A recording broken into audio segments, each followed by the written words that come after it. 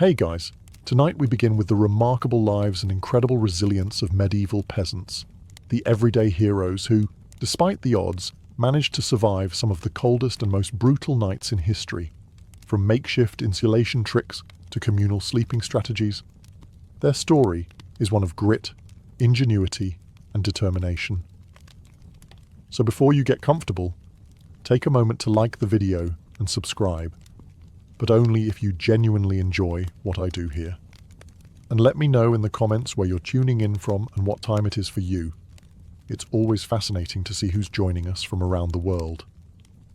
Now, dim the lights, maybe turn on a fan for that soft background hum, and let's ease into tonight's journey together. When you think of medieval life, you might imagine jousting knights, grand feasts, and merry fairs. But for the average peasant, winter was less about merriment and more about, how do we not die tonight? It wasn't just a season. It was a test of endurance that came around every year, like an especially cruel teacher who didn't believe in second chances. Picture this. You're living in a tiny mud and stick hut, with walls so thin you could probably hear a bird sneeze from outside. No insulation. No windows, unless you count a small hole stuffed with animal skin. And definitely no thermostat wars with your siblings. The inside temperature of your home was usually just a polite couple of degrees above whatever the weather was doing outside. If it was freezing outdoors, it was politely slightly less freezing inside. Congratulations. Nights were the worst. Darkness swallowed everything. The wind howled like an angry ghost, and the fire in the hearth sputtered pathetically, doing its best but mostly just roasting the toes of whoever was sitting closest. If you were on the other side of the room, sorry, you might as well have been camping outside, with worse snacks. Clothing wasn't much help either. Peasants didn't own fancy fur coats or goose-down blankets. You had a couple of rough-spun wool tunics, maybe a cloak that smelled suspiciously of goat, and a hope that layering them would turn you into some kind of human onion. Spoiler, it didn't really work. And forget about snuggling under soft quilts. Beds were often nothing more than sacks stuffed with hay or straw, maybe with a few old rushes thrown in for good measure. And bonus, some fleas for extra company. Luxury, thy name is medieval peasant life. The cold wasn't just uncomfortable, it was dangerous. Frostbite, hypothermia, and general freezing to death were constant risks, especially for young children and the elderly. Every morning that you woke up still breathing was considered a minor miracle, and honestly, worth celebrating. Maybe with a slightly less frozen turnip for breakfast. So yes, surviving a medieval winter wasn't about comfort. It was about gritting your teeth, piling on every piece of cloth you owned, huddling with your livestock, and praying you didn't wake up with icicles hanging off your eyebrows. And the real adventure? It was just beginning. If you think your apartment is drafty because the window doesn't close properly, medieval peasants would like a word. Their homes weren't just drafty. They were basically very enthusiastic wind tunnels with a roof. Most peasant houses were what historians politely call wattle and daub construction. Translation? Sticks crisscrossed like a giant basket, smeared with a charming mixture of mud, straw, and animal dung. Yes, dung. They weren't trying to be gross. Dung was a cheap, sticky insulator. Plus, it was always readily available, shall we say. These walls, no matter how lovingly smeared, didn't stand much chance against a proper winter storm. The cold wind found every crack, every gap, and gleefully danced its way into the one-room homes, swirling around and making sure you never got too comfortable. Privacy? Absolutely not. Warmth? Not really. Character building? Definitely. And then there were the roofs. Thatched roofs looked picturesque, sure, but after a few months of rain and snow, they sagged, leaked, and occasionally let in the local wildlife. Nothing says pleasant evening like a squirrel dropping onto your dinner. Windows, if they existed at all, were laughably tiny and usually covered with thin animal hides or wooden shutters. Glass was so expensive that even the lord of the manor probably couldn't afford more than a single tiny pane. And peasants. They were just happy if the wind didn't rip the cowhide right off the wall mid-blizzard. To make matters worse, floors were often just compacted dirt. When it rained or snowed heavily, mud seeped up through the ground, so technically you could say they had indoor water features, not that they appreciated it. In winter, every step inside your own home could feel like trudging across a frozen marsh. Cold from below, cold from above, cold from inside. It was a three-dimensional assault on your body heat. But medieval peasants weren't the type to whine. They packed gaps with moss, jammed old rags into the worst drafts, and huddled close to each other.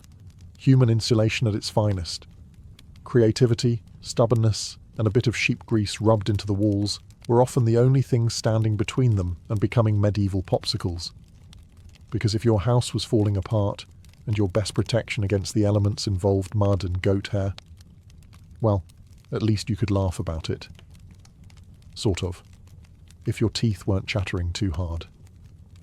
As if the freezing air wasn't enough, medieval peasants also had to battle a silent enemy rising from below, the frozen ground itself. Floors weren't really floors back then. They were just slightly flatter patches of earth inside your home. Maybe if you were lucky, someone had thrown down some straw or old rushes to give you the illusion of comfort. But make no mistake, you were sleeping one insulted back away from the cold, hard dirt. And oh, that cold was relentless.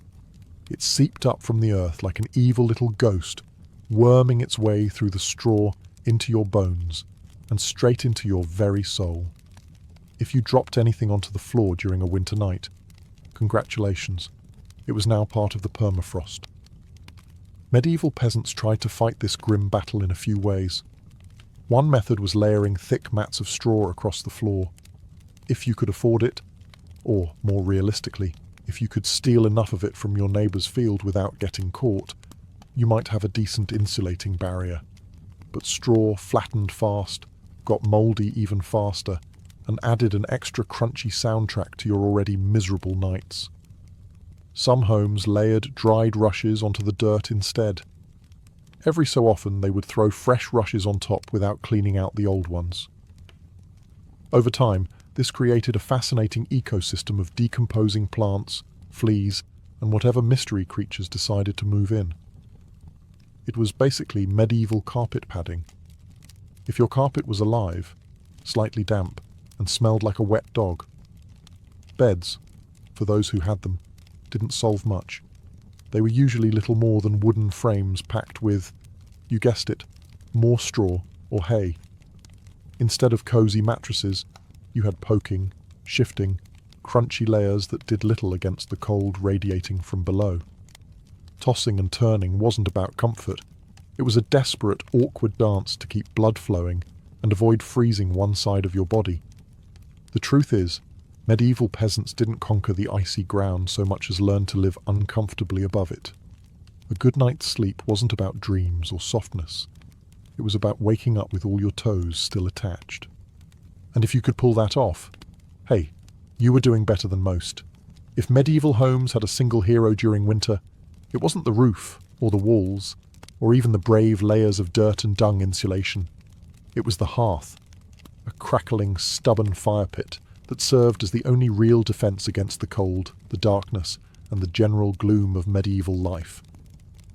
At the center of nearly every peasant home was a simple fire. No fireplace with a fancy stone mantel, no neat chimney sweeping the smoke skyward. Instead, you had a basic pit or pile of stones, some half-burned logs, and enough smoke pouring into the room to make you wonder if you were slowly becoming a ham. That's right. Most homes didn't even have chimneys. Smoke just kind of did its best. It drifted out through small holes in the roof, cracks in the walls, or right into your lungs if it was feeling lazy that evening. It wasn't ideal for breathing, or your overall lifespan. But on the bright side, it did a great job of fumigating fleas and other unwanted guests. Who needs pest control when you're marinating in smoke 24/7? The hearth wasn't just about warmth either. It was the kitchen, the light source, and sometimes even the medieval version of a television. People sat around the fire telling stories, gossiping, or just staring into the flames because, frankly, there wasn't much else to do after sunset. Keeping the fire alive wasn't just a nice idea, it was mandatory. Letting the fire die out at night was like putting up a sign for the cold to come in and finish you off. Plus, reigniting a fire in winter wasn't as easy as striking a match. You had to work with flint, steel, kindling, and more prayers than you'd ever offered before. Everyone in the family had a duty, stoking the flames, watching the embers, adding peat, sticks, or if you were lucky, a precious piece of dry wood. It was a constant battle between human persistence and the smothering cold that wanted nothing more than to snuff you out. The hearth didn't guarantee survival, but without it, survival was downright impossible. It was a smoky, sputtering, often disappointing little fire. But in a medieval winter, it was the beating heart of hope. If there was one thing medieval peasants feared more than running out of ale, it was letting the fire go out overnight. Without that warm, flickering lifeline, the cold would creep in faster than a tax collector after harvest. And in the dead of winter, restarting a fire from scratch wasn't just inconvenient, it could be deadly. Matches didn't exist yet. Lighters? Dream on. Rekindling a fire meant striking flint and steel together, praying for a single precious spark, and then coddling that spark with tender love and whatever dry kindling you hadn't already burned days ago. Imagine trying to do all this in the freezing dark, half asleep with frozen fingers. Now add a hungry wolf howling in the distance for extra motivation. So peasants got smart. They banked the fire. No, not in a cozy savings account. Banking meant carefully burying the embers under a mound of ash right before bed. The ash acted like a blanket, insulating the glowing coals and keeping them alive, just barely, until morning. If you did it right, you could stroll over at sunrise, poke the pile a little, add fresh wood, and, voila, fire without the frostbite. But if you did it wrong? Well, let's just say mornings got a whole lot colder and a whole lot grumpier. Fire banking was an art, passed down from parent to child like a prized family recipe. Everyone had their own little secrets. Some said use dry ash only, others insisted a bit of dampness was key. Some packed the embers tight, others let them breathe. You could practically start a medieval argument just by suggesting a better fire banking method. It was the ancient version of arguing over barbecue techniques, just with slightly higher survival stakes. Sometimes banking the fire wasn't enough. A howling wind might sneak through a crack and snuff it out anyway, or a clumsy sheep might stumble into the hearth. Yes, it happened. That's why some families took turns getting up in the night to check the coals, basically the medieval equivalent of sleepwalking to the thermostat.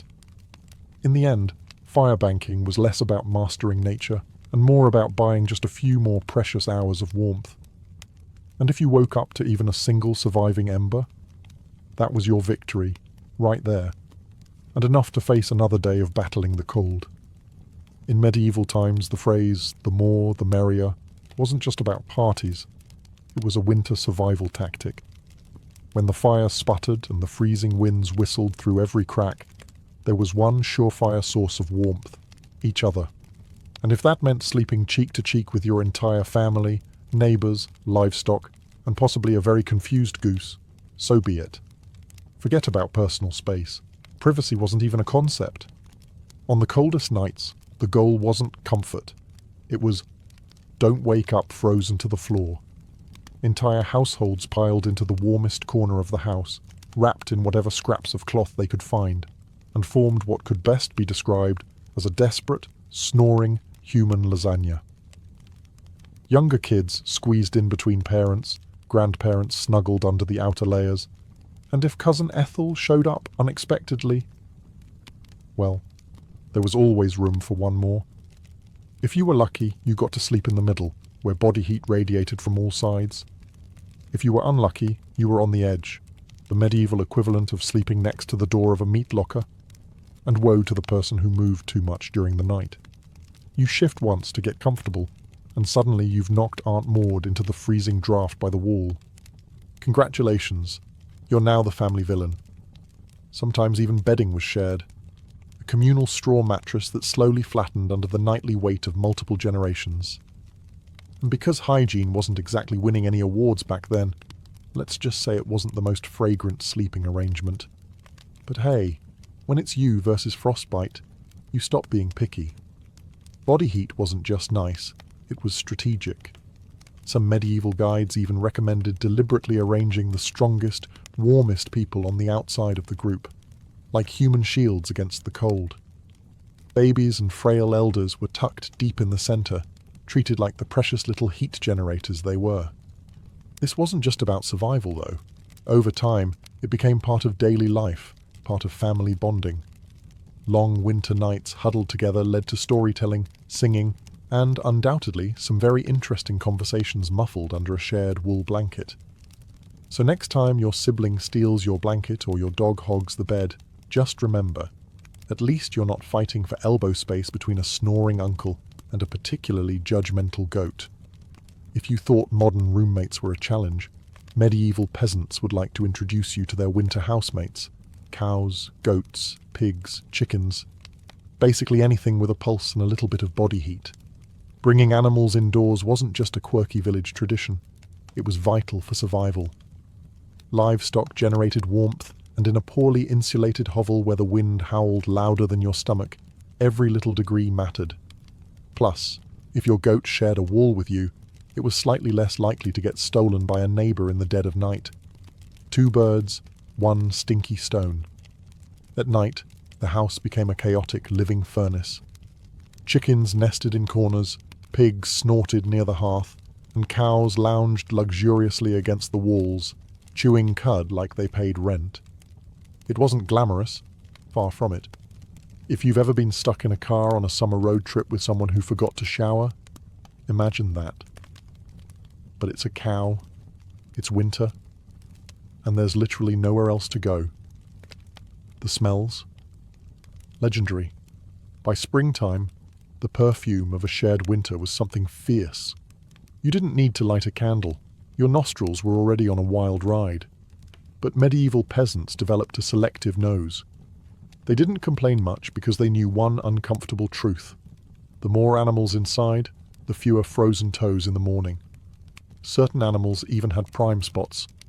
Cows, being the biggest and warmest, usually took center stage near the family. Goats were allowed closer in for their warmth, and because goats, being goats, would find a way inside anyway. Chickens roosted in rafters or old baskets, and pigs, well, pigs didn't care. They plopped down wherever they pleased, probably right in the middle of the floor. Of course, sharing your bedroom with livestock wasn't without hazards. Imagine drifting off peacefully, only to be rudely awakened by a chicken deciding your hair makes a good perch, or stepping barefoot into something suspicious. First thing in the morning. Yes, medieval mornings could be full of surprises. Still, despite the noise, the smells, and the occasional hoof to the ribs, peasants understood the simple math. Cold kills, and cows cuddle, whether they want to or not. In the battle against winter's icy fingers, a warm, slightly slobbery cow breath was often the deciding factor between life and death. In medieval winters, fashion wasn't about looking good, it was about not dying. Peasants weren't flipping through the latest trends, they were layering up like they were preparing for battle against the Grim Reaper himself. The rule was simple. If you owned it, you wore it. Sometimes, all at once. First, the basic undertunic, a scratchy, probably not too clean linen shirt. Over that, a thicker woolen tunic, then another, if you had it. Add some leggings that sagged at the knees, a rough cloak draped over your shoulders, and, if you were really lucky, a patched-up sheepskin thrown on top like a prize trophy. Congratulations, you are now approximately 10% warmer and 90% itchier. Boots were a luxury.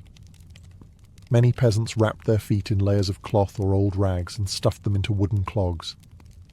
If the cold still bit through, well, you just added another rag and hoped you didn't lose a toe. And forget about washing all these layers. Washing your clothes in the middle of winter meant dragging them to a frozen stream, smashing through the ice, and then waiting 2 days for your only shirt to dry, if it didn't just freeze into a tragic shirt cycle. Most peasants wisely decided that smelling like a mix of smoke, sweat, and sheep was a small price to pay for not freezing solid. Interestingly, the dirt and grease buildup had a bonus feature: insulation. That grimy layer locked in body heat. It was like a medieval Gore-Tex jacket, just smellier and far less socially acceptable today.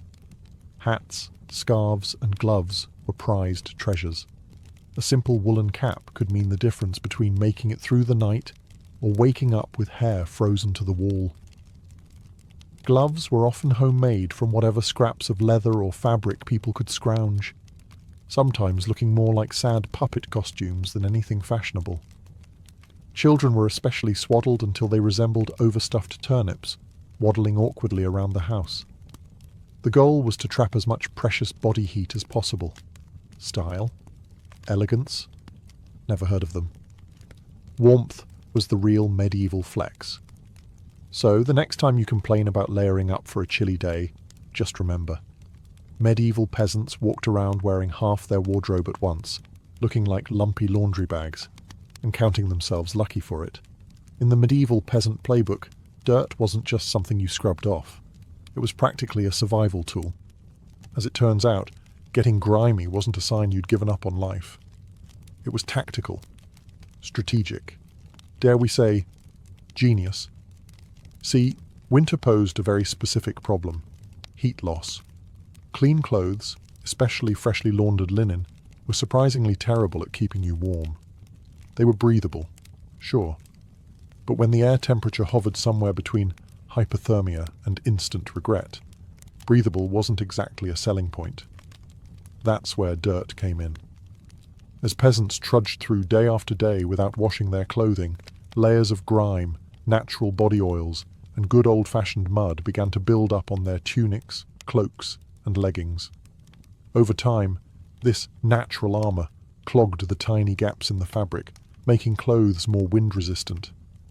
It was like medieval weatherproofing, just smellier. Sure, you smelled like a goat who lost a bet, but guess what? You were warm. In fact, some medieval folks believed that washing yourself too often in winter could actually make you sick. Better to keep that protective, holy filth barrier intact. Bathing was rare, laundry even rarer, and soap, when it existed, was reserved for serious occasions, like when the bishop showed up, or maybe right before you died. Adding to the strategy, peasants layered their clothes without changing the ones underneath. You just threw your new layer on top of last month's. Eventually, you became a walking museum of the past 6 weeks. Every stain telling the heroic story of that one time I slipped in the mud but didn't die. To outside observers, medieval peasants might have looked and smelled like they had completely given up on hygiene. But the peasants knew better. That grimy, crusty tunic was a thermal shield against death by frostbite. It wasn't glamorous, but neither was freezing to death because you wanted to smell like flowers. Besides, in a world where literally everyone stank to high heaven, you weren't offending anyone. Nose blindness was practically a way of life. So yes, in medieval winters, filth wasn't failure. It was fashion. It was function. And if you had a thick, greasy outer layer by February, you, my friend, were winning at life. If you thought medieval peasants spent their winters tucked into plush feather beds with embroidered quilts, think again. The reality was a bit more rustic. And by rustic, I mean, let's sleep on a pile of dead plants and hope for the best. Beds, in the medieval peasant world, were usually a rough wooden frame, if you could afford one, covered with a big sack stuffed full of straw, hay, or old rushes. That's it. No memory foam, no orthopedic support, no 5-star hotel experience. Just a crunchy, lumpy, slightly pokey mess that smelled faintly of barnyard and regret. Every toss and turn in the night brought a delightful soundtrack of crinkling straw, and the occasional sharp jab from a rogue stalk. Some peasants even skipped the wooden frame altogether and just threw the straw straight onto the dirt floor, creating a luxurious, ground-level sleeping experience that modern influencers would probably rebrand as earth-connected slumber. The straw mattresses weren't just uncomfortable, they were temporary. Over time, the straw flattened, grew mouldy, attracted bugs, and generally turned into a biological hazard zone. Changing the straw was a big event, usually done a few times a year if you were diligent, or whenever your bed started actively moving without your permission. Rushes were a popular alternative. These long grasses were spread thick on the floor, sometimes mixed with herbs like lavender or rosemary to mask the overwhelming odor livestock aroma of daily life. Fresh rushes smelled lovely, for about a day. After that, they became part of the muddy, trampled landscape inside the house, blending seamlessly with dirt, food scraps, and whatever else wandered in. And let's not forget the bedfellows. Fleas, lice, and other charming critters loved straw bedding almost as much as the peasants did. If you woke up scratching more than you slept, congratulations. You were living the authentic medieval experience. Despite the hardships, these humble beds were lifesavers. Piles of straw provided a crucial insulating layer against the frozen earth, and clumping together atop them created pockets of shared body heat, medieval central heating at its finest. So, next time you sink into your soft, supportive mattress, just remember, somewhere out there, a medieval peasant is looking down at you from history, grinning through a mouthful of missing teeth and saying, "Must be nice." When you live in a house made of sticks, mud, and optimism, you quickly learn that winter breezes aren't just a nuisance, they're personal attacks. Medieval peasants didn't just fight the cold from the outside, they fought it from inside their own homes, armed with nothing but whatever they could cram into the cracks. And trust me, there were a lot of cracks. Walls warped, mud crumbled, thatch sagged. The cold seemed to find new places to sneak in every night, like a mischievous poltergeist with a grudge. Sealing up the house became an art form. Peasants stuffed gaps with moss, straw, scraps of old cloth, bundles of dry grass, and sometimes even animal hair. If it was soft, squishy, or vaguely insulating, it was jammed into a hole somewhere. Some particularly determined souls daubed extra layers of mud and dung over the outside of their walls as an annual winter project. Imagine standing there in freezing weather, slapping cold manure onto your own house while muttering, "This is fine, this is luxury." Because in a way, it was. Roof leaks were another battlefield. Thatch, while cheap and plentiful, wasn't exactly waterproof, especially after a few seasons of rain and snow. Peasants would plug holes in the roof with spare bits of cloth, bundles of reeds, or, in moments of true desperation, chunks of turf stolen from the nearest field. Every home eventually started to look like a slightly sad patchwork quilt made by someone who gave up halfway through. Doors? Windows? If you had them, you were lucky. But even then, they were little more than wood planks hung by iron nails and sheer stubbornness. Window holes were often covered with animal hides or thick cloth soaked in animal fat to block out the worst drafts, and add a bonus aroma of mystery meat to the living space. Every night was a battle between human ingenuity and the relentless, sneaky cold. One minute you were warm, the next minute a sudden gust would find the one spot you missed, slapping you awake like a frosty hand of doom. Yet somehow, through cleverness, stubbornness, and a refusal to accept slightly frozen as a permanent state of being, medieval peasants patched, stuffed, and muddled their way through the worst winters nature could throw at them, one muddy handful at a time. When the cold bites hard enough to keep you awake at night, medieval peasants had a solution. Don't even try to pretend everyone's sleeping at once. Instead, they developed a survival strategy that today would make any military commander proud: sleeping in shifts. It wasn't some grand organized system with whistles and roll calls. It was far simpler and much more desperate. Half the household stayed awake, tending to the fire and patching up stray drafts, while the other half curled up under threadbare blankets and hay, trying to catch a few precious hours of half-frozen sleep. The fire needed constant attention. Left alone, it would die down, and restarting it, remember, was about as easy as getting a stubborn donkey to dance. So someone had to be on ember patrol, and since no one wanted to get up once they were finally warm-ish, families rotated shifts. You dozed for a few hours, got elbowed awake, then stumbled over to the hearth to poke, prod and curse the fire back to life, while trying not to step on a goat. The rotation wasn't glamorous. There were no night vision goggles, no late-night snacks, and certainly no 5 more minutes snooze buttons. Just stiff joints, heavy eyelids, and a growing resentment toward whoever snored loudest during your shift.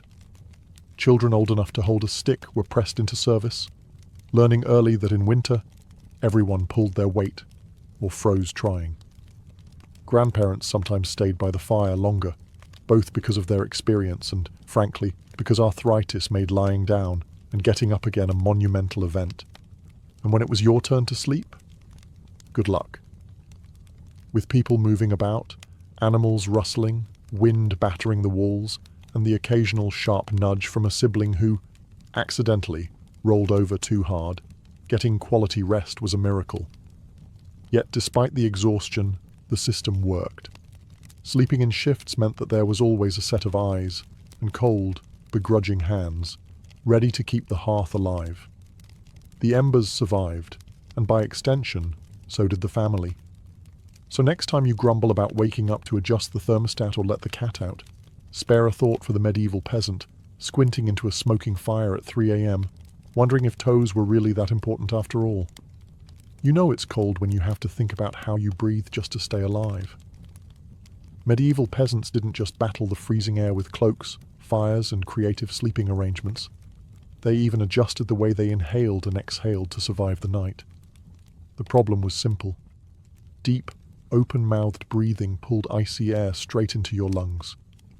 In a world where pneumonia could kill you faster than you could say, "Hail Mary," that was a risk nobody wanted to take.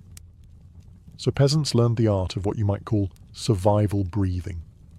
Instead of sucking in huge gulps of air like they'd just run a marathon, they kept their breathing shallow, slow, and, most importantly, through the nose.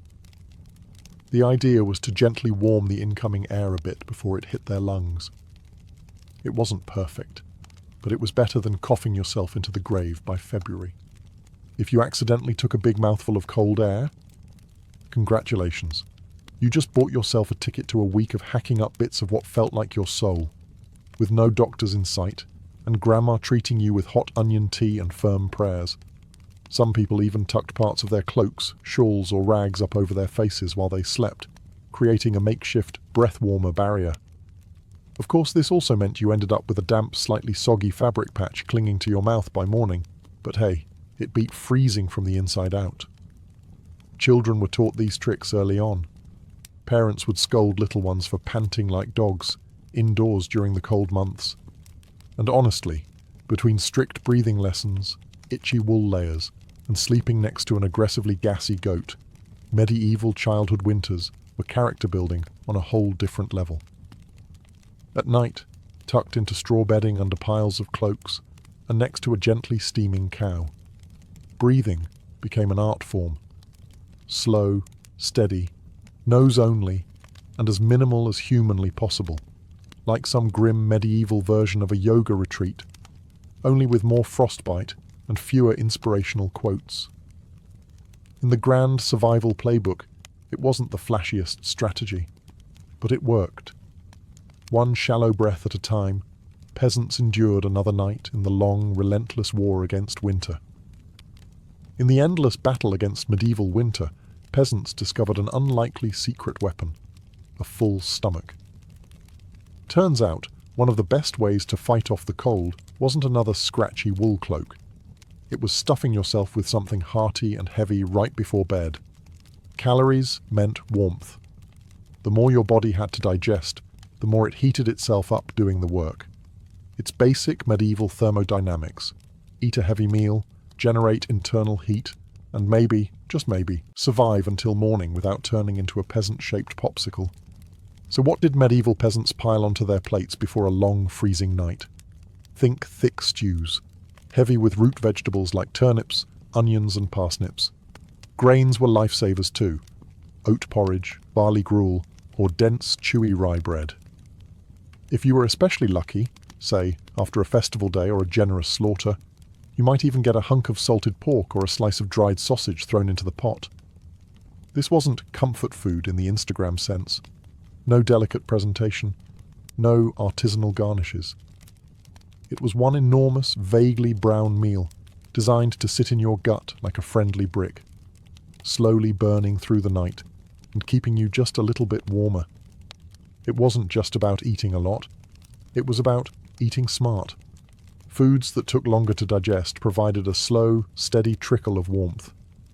Fatty foods were particularly prized, not just for the energy they provided, but because fat burns slower than lean meat.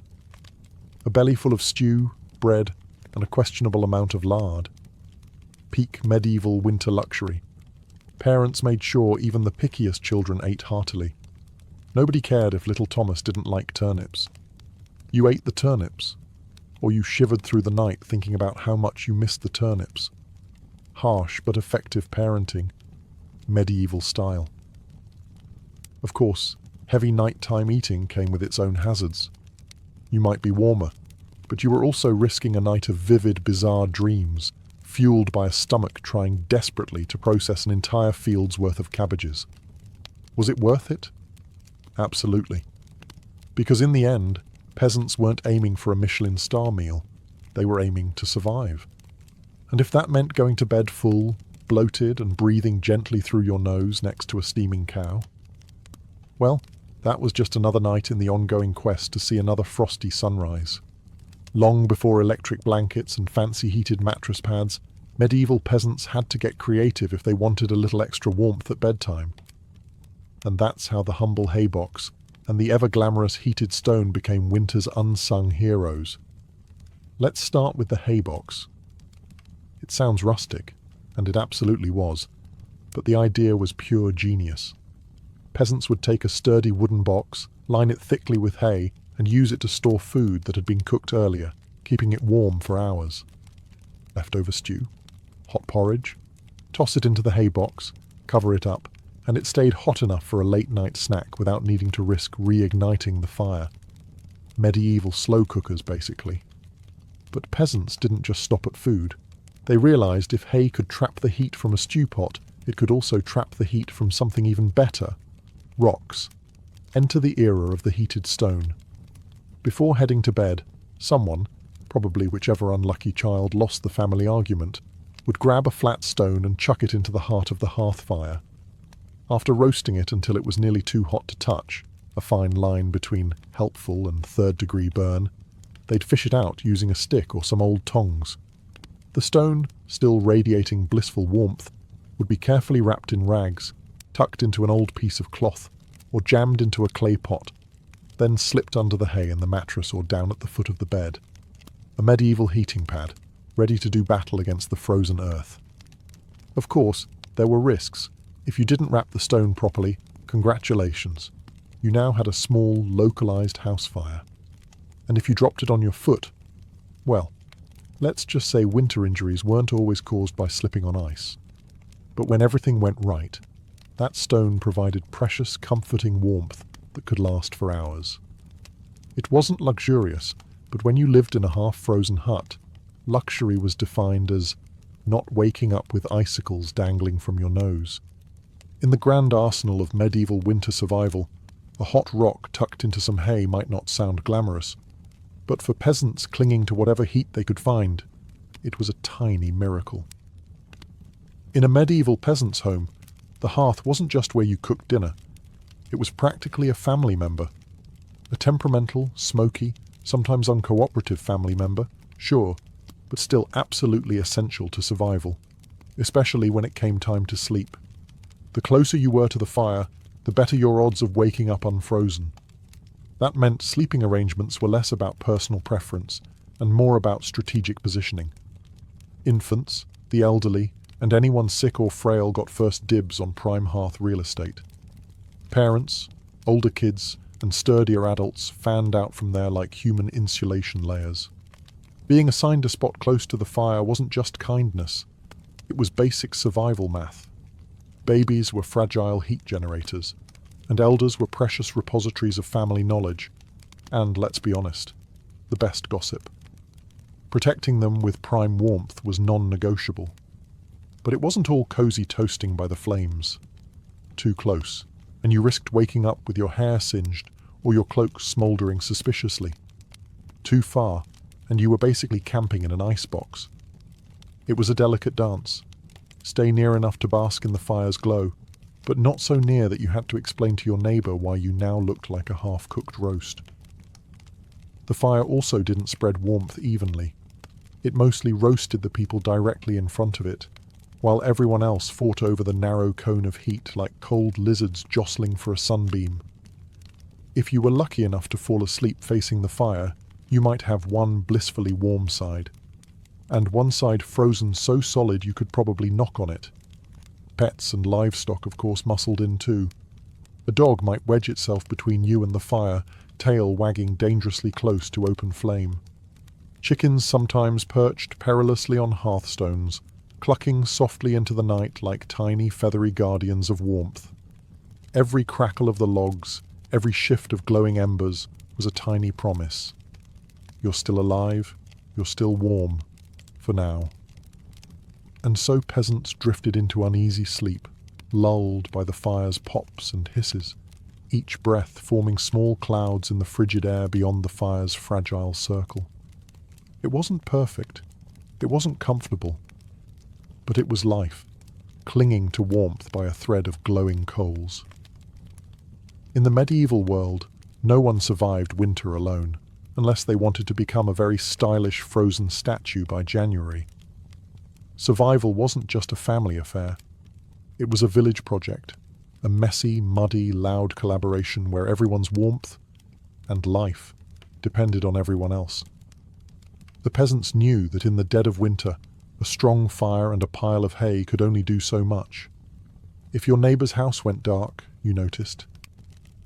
If the smoke from old Tom's hearth suddenly stopped curling into the sky, someone went to check. And not just because Tom owed you a chicken, though that might be part of it, but because community meant survival. Villages had unofficial winter watchers, often the young or the elderly, who couldn't work the fields, but could keep an eye on who was coughing too hard, who hadn't come to barter at the market in a few days, or whose home looked a little too still in the morning frost. These people were the medieval version of neighbourhood patrol, minus the reflective vests, plus a lot more sheep. If a family's fire went out, it was a near emergency. A good neighbour would rush over with a glowing coal bundled in rags, or better yet, invite them into their own smoky, overcrowded hut for the night. Yes, it meant squeezing an extra 4 bodies into an already cramped space, but it was better than finding frozen friends come spring thaw. Communal food stores played a role too. During especially brutal winters, villages sometimes pooled their last salted meat, grain, and dried vegetables. It was grim charity. No one had much, but a few communal meals could be the difference between staggering into spring or not. Even children understood the stakes. They helped deliver wood, shared embers, and ran urgent messages when someone needed help. No one was too small or too tired when winter came knocking. Sure, medieval villages weren't all sunshine and hugs. Feuds happened. Disputes over land, goats, or who borrowed whose good cooking pot never really went away. But when the nights grew deadly cold, old grudges were often quietly shelved. After all, a rival was still worth saving, because tomorrow it might be you needing rescue. In the icy heart of winter, the village became one big, stubborn family. Sometimes dysfunctional, often hilarious, always fiercely determined to survive together. One muddy boot, one crackling ember, one frozen smile at a time. When medieval peasants faced the merciless cold of winter, they didn't just pile on cloaks or stoke the fire. They prayed. A lot. Because when the wind howled like wolves outside your paper-thin walls and the fire shrank into sullen embers, you wanted every possible advantage, including a little divine intervention. Faith wasn't just a Sunday affair back then. It was woven into every frozen breath. Before crawling under layers of straw and scratchy wool, families would kneel together, offering up hurried prayers to keep the fire burning, the roof intact, and their toes attached by morning. Saints became more than distant holy figures. They were winter's frontline defence. Saint Blaise, for instance, was called upon to protect against throat ailments. Not a minor concern when one mouthful of icy air could land you coughing up your soul. St. Nicholas wasn't just the jolly gift-giver of later legend. He was also asked to protect households from sudden ruin during the lean, deadly months. Superstitions wrapped themselves snugly around daily survival. Some families sprinkled a little holy water near the hearth before sleeping, hoping it would protect against evil spirits, or at the very least, mischievous drafts. Others marked doorways with blessed chalk after certain feast days, pleading for warmth and luck to find their way inside. Candles played a role too. Special vigil candles, often blessed by the local priest or the most pious old woman in the village, were sometimes kept burning throughout the night, a flickering plea against the cold darkness clawing at the walls. And of course, no serious winter prayer session was complete without a few promises. Dear Lord, if you just get us through this night, I swear I'll be kinder to my neighbour, even the one who keeps stealing our turnips. Faith wasn't some abstract comfort. It was a daily, urgent conversation. The peasants weren't asking for luxury, just survival. A little heat, a little food, and one more day to muddle through until spring broke the frozen grip on their tiny villages. It was simple, raw hope, whispered into the smoky rafters, tangled in breathless prayers, and tucked under itchy blankets, that somehow carried them through the endless, merciless nights of winter. For all the ingenuity, prayers, and stubbornness medieval peasants threw at winter, the truth was chilling. Sometimes it wasn't enough. And when winter won, it didn't just take a few unlucky souls. It took entire families, whole villages, vanishing them into silence beneath a heavy shroud of snow and ice. Some winters were particularly cruel, like the infamous Great Famine Winter of 1315, when rains destroyed crops, livestock starved, and freezing temperatures turned an already brutal existence into a slow, grinding disaster. People were so desperate that stories whispered of eating shoe leather, bark, and, in the most horrifying cases, each other. Failure to keep the fire alive wasn't just an inconvenience. It was often a death sentence. Without the hearth's meagre warmth, families huddled together for the final time. Neighbours would sometimes stumble across whole households in spring, bodies still locked in one another's frozen embrace, as if trying to share just a little more heat until the very end. Houses themselves could collapse under the weight of heavy snow or battering ice storms. A roof giving way in the middle of a frozen night wasn't just catastrophic. It was often fatal. Dragging yourself through thigh-deep snow to beg shelter from neighbours wasn't a guarantee either, especially if those neighbours were already stretched to the breaking point. Disease loved the cold too. Starvation weakened the body, and cramped, smoky homes turned into breeding grounds for pneumonia, bronchitis, and other deadly infections. A simple cough in December could easily be a funeral by January. And then there was the quiet horror. Frostbite. Fingers, toes, even ears blackened and died while still attached to their owners. Some villagers survived winters at the cost of their limbs, a grim badge of honor that said, "I made it through, but winter took a piece of me." Yet what's most haunting isn't just the death, it's the eerie normalcy of it. People accepted that each winter, some among them wouldn't see the thaw. Death wasn't unexpected. It was just another neighbour at the door, wrapped in frost, waiting its turn. Even amid the bitter cold and constant threat, medieval peasants pressed on, stubborn, grieving, clinging to life. Because as long as there was one ember left in the hearth, one breath hanging in the frozen air, there was still a fight worth fighting. When we look back at medieval peasants, those muddy, frost-bitten survivors of endless winters. It's tempting to see only their hardships, the cracked hands, the frozen toes, the smoke-choked huts. But buried beneath all that struggle is something far more powerful, a legacy of raw, stubborn ingenuity and unbreakable endurance. They didn't have central heating, thermal jackets, or cozy memory foam mattresses. They didn't even have the luxury of assuming they'd survive until spring. But what they did have, and what they left behind, was the blueprint for resilience. Every hay-stuffed mattress, every hand-banked fire, every moss-crammed wall gap was a testament to human creativity under pressure. Faced with impossible odds, they didn't collapse in despair. They adapted. They learned from the land, from each other, and from the bitter lessons carved by each brutal winter. Their communities were built on more than shared land. They were built on shared survival. They taught each other to watch over the sick, to pool resources when food ran low, to trust that helping a freezing neighbor today meant someone might help you tomorrow. They lived by the understanding that no one beats winter alone. Their faith, too, was a kind of endurance. They wove prayers into their daily lives, not just out of fear, but out of hope. Fragile, stubborn hope that tomorrow might be a little warmer, a little brighter. Hope that after 100 dark nights, spring would come again, and life would find a way to push through the frozen ground. And somehow, it did. Because of their sacrifices, because of their unglamorous victories, surviving one more night, one more storm, future generations thrived. Bit by frozen bit, they pushed humanity forward, enduring winters their ancestors could barely survive, until warmth and comfort became common expectations instead of distant dreams. Their blood, sweat, and ingenuity are stitched invisibly into the lives we live now.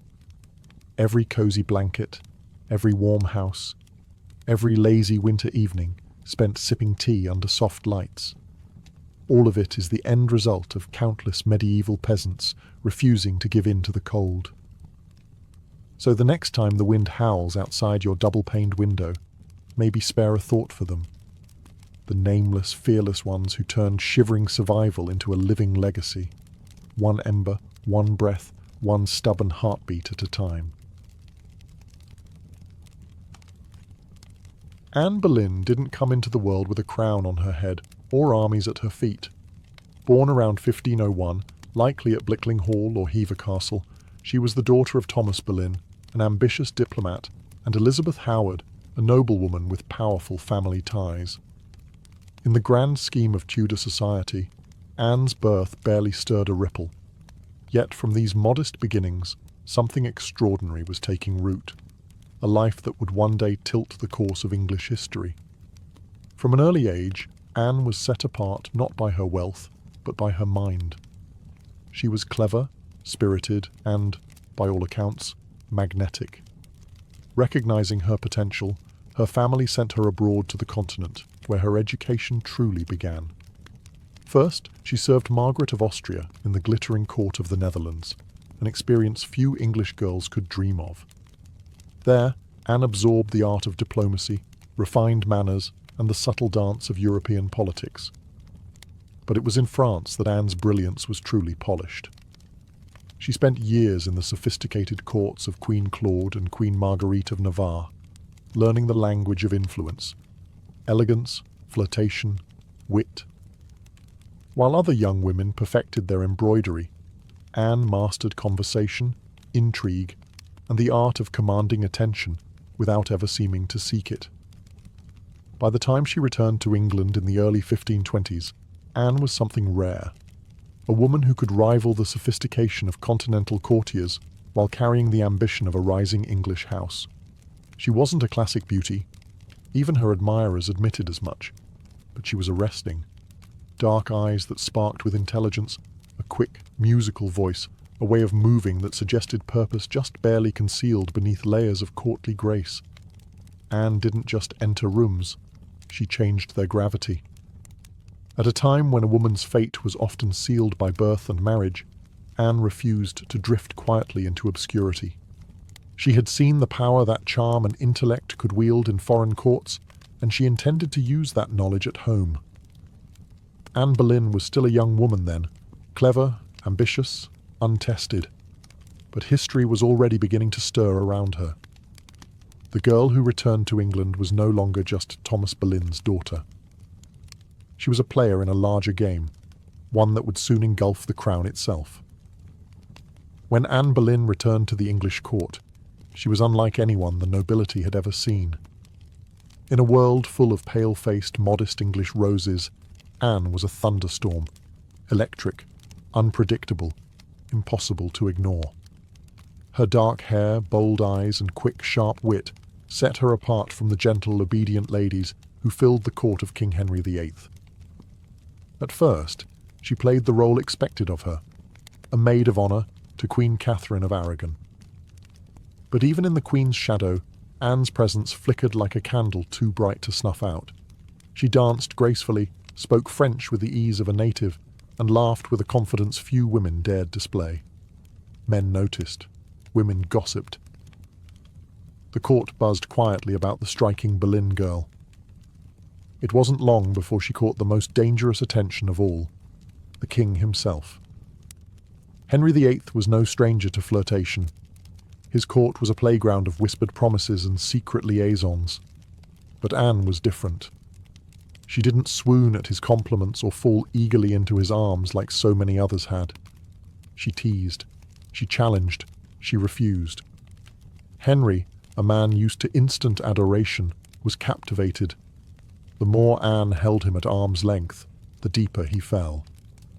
Letters passed between them, filled with declarations of love, frustration, longing. Henry offered her the role of royal mistress, the most powerful unofficial position at court. Anne, astonishingly, said no. She would not be just another conquest, a forgotten mistress lost to time. If Henry wanted her, he would have to make her his wife. It was a gamble so audacious that it stunned the court. After all, the king was already married. His queen, Catherine, was beloved by the people and fiercely protected by her nephew, the Holy Roman Emperor. The church itself would have to be defied for Henry to claim Anne. But Anne didn't flinch. She had lived in the courts of Europe, where queens wielded soft power from behind lace fans and painted smiles. She knew ambition was a dangerous game, but it was a game she intended to win. Standing in the candlelit halls of the English court, Anne Boleyn made her choice, not to be merely admired, but to change her destiny, and England's, forever. What began as an intense flirtation between King Henry VIII and Anne Boleyn soon spiraled into a national crisis. Henry wasn't merely besotted, he was obsessed. And in his obsession, he was willing to tear apart everything England had known for centuries. The king's desire to marry Anne hit a small snag, namely, he was already married to Queen Catherine of Aragon. Catherine, dignified and resilient, refused to quietly step aside. She had been Henry's faithful wife for 2 decades, and in the eyes of God and the English people, she was the rightful queen. Divorce wasn't just scandalous, it was almost unthinkable. But Henry was determined. He convinced himself, and tried to convince everyone else, that his marriage to Catherine was cursed because she had once been married to his brother, Arthur. Never mind that the Pope had granted special permission for their union years ago. Henry now insisted that his soul was damned unless he annulled the marriage. Anne, for her part, knew better than to appear too eager. She kept herself just out of reach, alternately encouraging Henry's hopes and maintaining her distance. Every glance, every word was measured. She wasn't merely aiming for marriage. She was positioning herself to become Queen of England. The court erupted into whispers and factions. Some noble families eagerly courted Anne's favour, seeing the winds of power shifting. Others clung fiercely to Queen Catherine, horrified at the idea of Anne replacing her. Diplomats wrote desperate letters back to Rome. Foreign monarchs threatened retaliation. Henry's own advisers shifted uneasily, sensing the ground trembling beneath their feet. As months turned into years, Henry's frustration grew. He bombarded the Pope with petitions, manoeuvred his lawyers into finding loopholes, and slowly began to realize that the church would not bend easily. Catherine had powerful allies, including her nephew, Emperor Charles V, the most powerful man in Europe. Still, Henry pressed on, defying advice, tradition, and increasingly, the law itself. His courtship with Anne had become something far greater than personal desire. It was now a challenge to the very structure of England's political and religious life. Anne wasn't just capturing a king's heart. She was dragging an entire kingdom into uncharted waters. A dangerous game had begun, and there could be no turning back. After nearly 7 agonizing years of maneuvering, scandal, and diplomatic chaos, Anne Boleyn's gamble paid off. In January 1533, she secretly married Henry VIII, a bold move, given that he was still, technically, married to Catherine of Aragon in the eyes of the Pope and much of Europe. By June, Anne was crowned Queen of England in a lavish ceremony at Westminster Abbey. It should have been the crowning moment of her life, but the atmosphere was far from universally joyful. The people of London watched with wary eyes. Some cheered, others muttered prayers for Queen Catherine. Many wondered if this new queen, with her French manners and daring spirit, was a blessing or a curse. Anne entered her queenship not as a beloved figure, but as a storm. Unlike Catherine, who embodied traditional English values of humility and piety, Anne was dazzling, provocative, and politically savvy. She wore bold colours, commanded the court with sharp intelligence, and made powerful enemies with breathtaking speed. Her position, while seemingly secure, was also terrifyingly precarious. Everything rested on one thing: providing Henry with a male heir. Anne knew this as keenly as anyone. She was not merely Henry's lover anymore, she was the hope of a dynasty. Early in her pregnancy, Anne and Henry were elated, certain the child would be a boy. But in September 1533, Anne gave birth to a daughter, Elizabeth. To Anne's credit, she masked her crushing disappointment with grace, insisting the next child would surely be a son. Henry, however, was less composed. His eyes, once full of adoration, now flickered with doubt. Still, for a time, Anne's star burned brightly. She reshaped the English court in her image, elevating her family to unprecedented heights and becoming the first queen in English history crowned with the sacred oil usually reserved for kings. Her influence was vast. Foreign ambassadors sought her favour. Courtiers reshuffled alliances to be in her good graces. The once obedient Henry began moving England officially away from Rome, creating the Church of England with himself at its head, all so that Anne's crown could not be questioned. Yet even in her triumph, dark clouds gathered.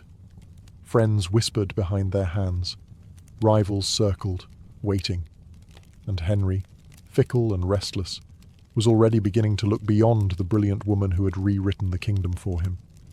Anne had won the throne, but keeping it would demand more than charm, ambition, or even love.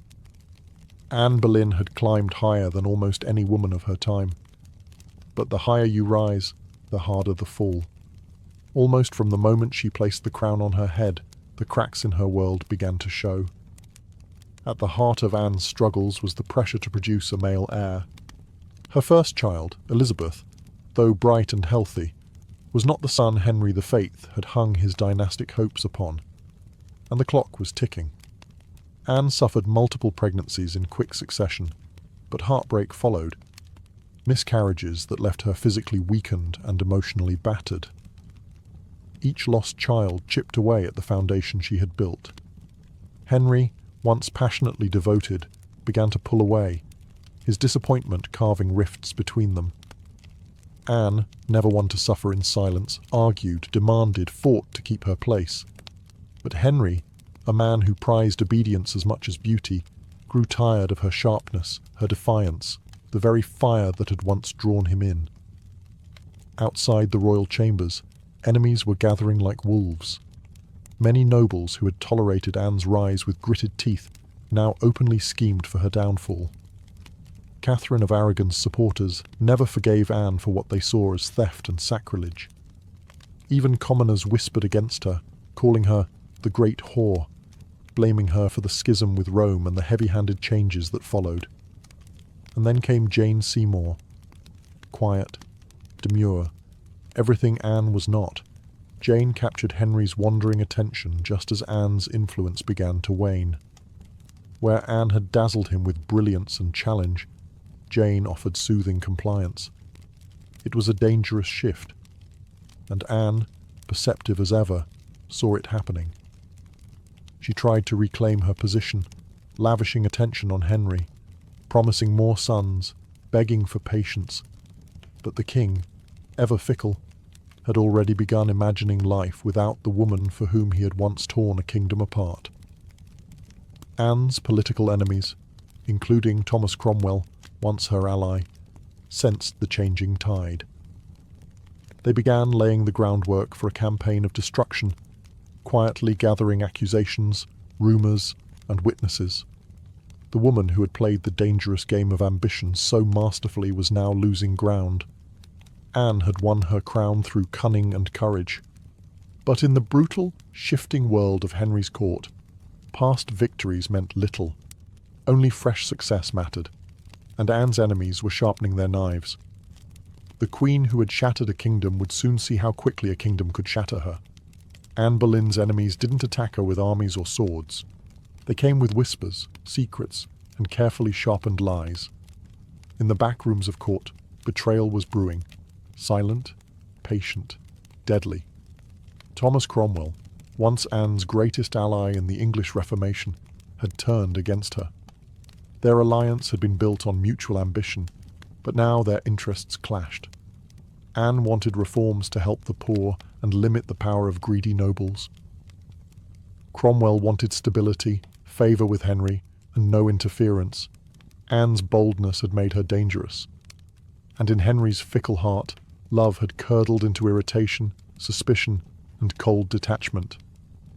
Anne had few true friends left. Even her charm, once her greatest weapon, now grated against the court's hunger for a gentler, more pliable queen. And Jane Seymour, quiet and calculating, waited just out of sight, the perfect contrast to Anne's fading fire. It was Cromwell who moved first. Knowing Henry was restless, knowing that the king wanted an exit but lacked a convenient excuse, Cromwell offered a solution. What if Anne could be removed, not by divorce, which would humiliate Henry, but by disgrace? The accusations were wild, monstrous even. Adultery, incest, conspiracy against the king. Anne, the proud, brilliant queen, painted as a betrayer, a temptress, a threat to the very crown she once redefined. Cromwell carefully gathered evidence, coaxing confessions under torture, twisting courtly flirtations into damning testimony. Several men, including Anne's own brother, George Boleyn, were arrested. The charges made little sense. They were riddled with contradictions and impossibilities. But in Henry's court, truth was whatever the king needed it to be. Anne, sensing the tightening noose, fought desperately. She appealed to Henry's memory, to the love they had once shared. But it was no use. The man who had once torn England apart for her now refused to meet her eyes. In May 1536, Anne was arrested and taken to the Tower of London. As the great gates slammed shut behind her, she knew the truth. She was no longer a queen. She was a prisoner, a pawn trapped in the brutal game she had once played so masterfully. Betrayal had sealed her fate. And now, alone in the tower, Anne Boleyn waited for the final move. Anne Boleyn stood in the great hall of the Tower of London, facing a tribunal of nobles, many of whom owed their very titles and fortunes to her rise. Now, they sat in judgment, cold and watchful, prepared to erase the woman who had once changed the destiny of England. The charges against her were shocking. Adultery with multiple men, including her own brother, George Boleyn. High treason. Conspiracy against the king. In another world, such accusations against a queen would have been unthinkable. But here, now, they were simply theatre. A grim performance designed to give Henry VIII exactly what he wanted. Anne's downfall wrapped in a thin veil of legality. Anne defended herself with the same fire that had once won Henry's heart. She denied every accusation with intelligence, precision, and an unwavering composure that astonished even her enemies. She reminded them that she had been crowned with sacred oil, chosen by God, and anointed as Queen of England. She reminded them of her loyalty, her sacrifices, her love. But it was all for nothing. The verdict had been decided long before Anne set foot in the courtroom. The trial was a spectacle for the court and for the people, a public unmaking of a once unbreakable woman. Witness after witness, many coerced or bribed, spoke damning words. Dates and places contradicted each other. Evidence was flimsy when it existed at all. But the truth was irrelevant now. Anne was found guilty. Her brother George and the other men accused with her were sentenced to death as well. Anne would be executed by beheading, a merciful sentence compared to the usual traitor's death of hanging, drawing, and quartering. When the verdict was read, Anne did not break. She stood tall, her face pale but her spirit fiercely intact. In those final moments before being led back to her cell, she spoke clearly, declaring that she was prepared to die, and prayed that God would have mercy on her soul. As the heavy doors of the hall closed behind her, the court exhaled in relief. The storm Anne had been, brilliant, dangerous, unforgettable, was nearly over. But even then, they did not understand. They were not erasing Anne Boleyn. They were immortalizing her, in betrayal, in tragedy, and in legend. After her trial, Anne Boleyn was returned to the Tower of London, not as the triumphant queen who had once commanded England, but as a condemned prisoner awaiting death. Yet even facing the end, Anne refused to crumble. In the cold, echoing halls of the Tower, Anne prepared herself. She spent hours in prayer, kneeling on the hard stone floors, her hands clasped tightly, her voice steady. She confessed to no crimes because she believed she had committed none. She was not afraid to die, she said, but she prayed that her death would bring peace to the kingdom, and perhaps mercy to her little daughter, Elizabeth. Her ladies-in-waiting, those few who had stayed loyal, wept in private. Anne comforted them instead of the other way around. She joked bitterly at times, that she would be remembered as a queen who had lost her head. In her dark humour was the stubborn spark that had made her unforgettable. Henry VIII, meanwhile, showed no sign of mercy. He had already turned his attention to Jane Seymour. Even before Anne's execution date was finalised, Henry was arranging his next marriage. For Anne, this final betrayal, from the man who had once torn down a kingdom for her, must have been the deepest cut. On May 18th, 1536, Anne was told she would die the next morning. She slept little that night. Instead, she spent her final hours in prayer, asking God for forgiveness for all who had wronged her, and perhaps for herself, for the ambition and pride that had led her here. Henry, with a flicker of royal kindness, had arranged for a French swordsman to carry out the execution, faster, cleaner, less brutal than an axe. It was a small mercy, bought perhaps more for the king's conscience than for Anne's comfort. At dawn, Anne dressed carefully for her final moment. A dark grey gown of damask trimmed with fur, a crimson kirtle beneath, colours of dignity, of sacrifice. She pinned up her dark hair and tucked it beneath a simple cap, ready to face the blade with grace. As the tower's cold morning mist curled around the courtyard stones, Anne Boleyn, queen, mother, survivor, fighter, stepped forward. There would be no tears, no pleas, only a final act of courage in the face of history's judgment. Her end was near. But her story was just beginning. On the morning of May 19, 1536, Anne Boleyn ascended the scaffold built within the Tower of London's walls. A small crowd gathered, courtiers, guards, a few witnesses, all wrapped in silence, as if even the stone walls held their breath. Anne stood tall, her grey gown fluttering slightly in the cold morning breeze. She looked thinner than she had at court, her face pale but calm. There were no hysterics, no broken sobs. If anything, she faced death with the same fierce dignity that had once shaken a kingdom to its knees. She spoke briefly, carefully choosing her final words. She did not accuse. She did not defend herself.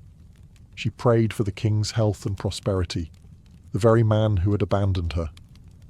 In those final moments, Anne offered the world not a confession, but forgiveness. Her courage stunned even those who had come to see her fall. The French executioner, brought specially to ensure a swift death, stepped forward. Anne knelt upright, her hands folded in prayer, her eyes lifted toward the heavens. A small white cloth was tied around her eyes. She remained still. The sword flashed once, silent, swift, and Anne Boleyn, queen, mother, history maker, was no more. She was buried quickly in an unmarked grave within the Tower grounds, laid to rest in a narrow chest because no proper coffin had been prepared for her. A queen once crowned in gold, now left to vanish without ceremony. Yet Anne's story didn't end in that cold grave. Her daughter, Elizabeth, the child whose birth had once disappointed a king, would rise to become one of the greatest monarchs in English history. Elizabeth I, the Virgin Queen, whose reign would see the flowering of English art, power, and global influence. A queen who inherited her mother's fierce spirit, sharp mind, and unyielding resilience. Anne Boleyn changed the course of England forever. Her ambition helped trigger the break with Rome and the birth of the Church of England. Her fall showed the world that even queens could be cast aside. Yet through her blood, through Elizabeth, Anne's legacy blazed brighter than any crown she had worn in life. In the end, Anne Boleyn won a kind of immortality, not through her survival, but through her indelible impact on history. By the early 1770s, the American colonies simmered like a pot left too long over a roaring fire. The relationship with Britain, once seen as the proud mother country, had soured into resentment, suspicion, and growing fury. It hadn't started with tea. Years earlier, the Stamp Act had enraged colonists by placing taxes on everything from newspapers to playing cards. That was followed by the Townshend Acts, taxing essentials like paper, glass, and paint. Each new law, passed thousands of miles away by a parliament in which the colonists had no representation, was like another spark landing in dry brush.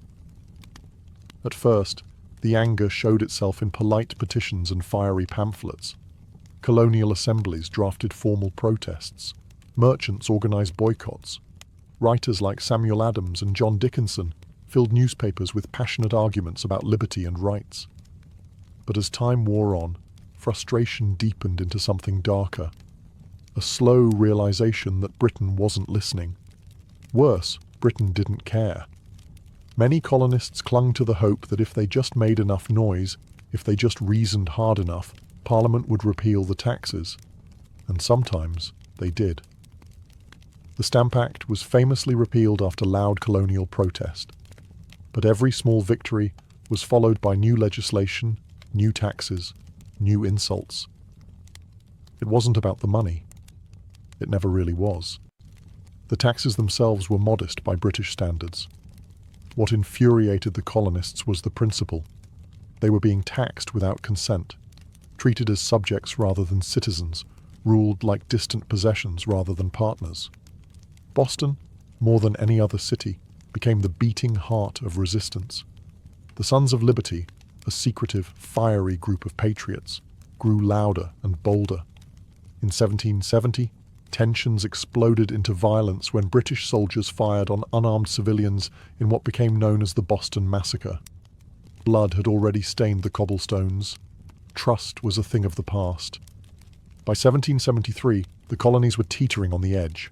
A final insult would tip them into open defiance. And it came, not in the form of soldiers or new laws or armies, but in the quiet, seemingly harmless shape of crates stacked with tea.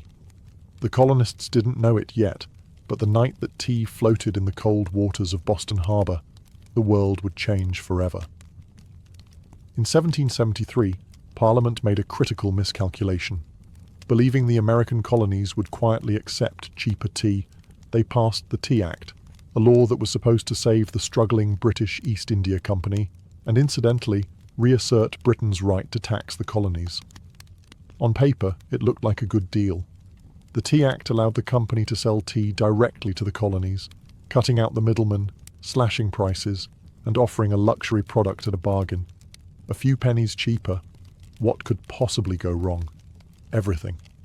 Because the problem wasn't the price of tea, it was the principle behind it. The Tea Act left the hated tax on tea firmly in place.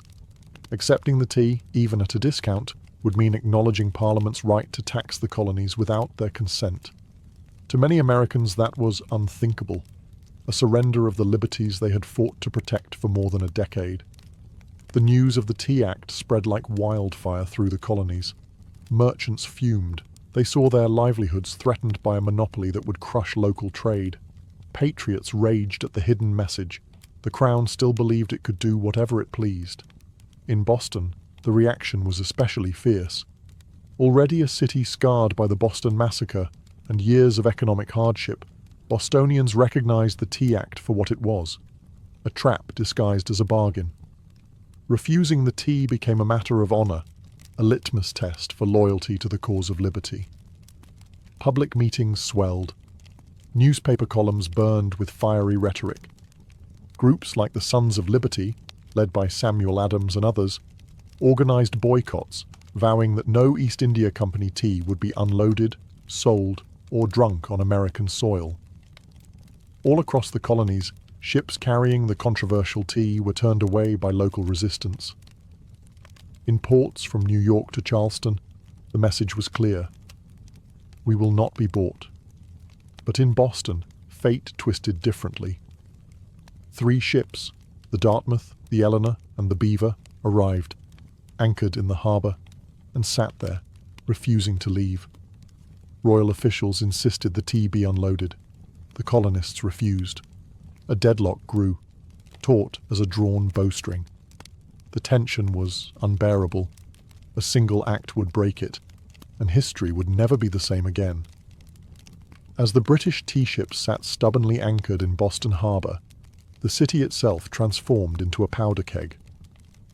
Every day that passed without resolution tightened the tension. Boston wasn't just resisting, it was preparing for a fight. In taverns, churches, and public squares, angry colonists debated what to do. The Sons of Liberty, led by fiery voices like Samuel Adams, John Hancock, and Paul Revere, moved swiftly to organize resistance. They posted public notices calling on citizens to boycott British tea and held raucous meetings that swelled with farmers, artisans, and merchants alike.